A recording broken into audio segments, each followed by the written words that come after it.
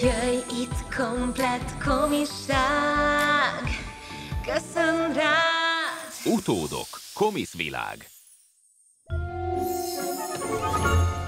Oké, szóval izgatott és tanácstalan is vagyok, egyszerre a kettő. Áruljátok el, hogy mi ez az égceremónia. Képzeld el Hamupipőke báját, a bolondok felvonulását és a kalapos teapartiát egybegyúrva, és szorozd be 6-tal. Igen, Eli. Lehet, hogy te ilyennek képzeled. Az égceremónia egy előkelő ünnepség, ahol megkapjuk a nekünk járó ékszereket. Ha látják, hogy jók vagyunk. Nincs jegy. Átmész vagy buksz? Hát, mi már átmentünk. Réges-rég.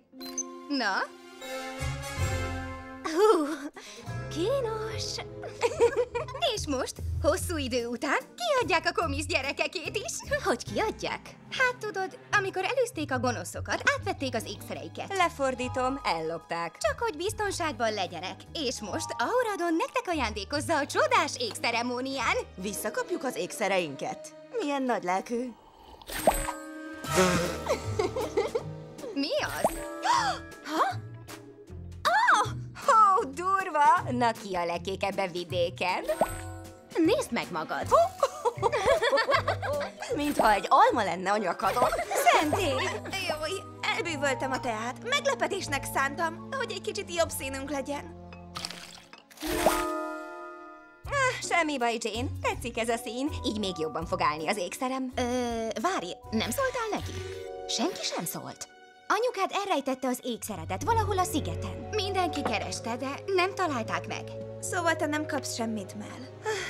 Kb. 5 centi, egy üvegben van, és még így is folyton kiszúr velem. Igen, ez tényleg árnyékot vet az egész ünnepségre.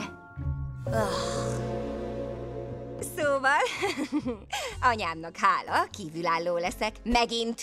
De tudod mit? Nem adom fel. Visszamegyek a szigetre, és megtalálom az ékszert. Hát jól van, akkor elkísérlek. Ne, Ivy, nehogy bajba keveredj. Ó, mert talán neked szabad. Az én anyám a leggonoszabb varázsló a világon. Tudod? Mindig bajban vagyok. Visszaszerzem az ékszert, és senki, még az anyám sem tud megállítani.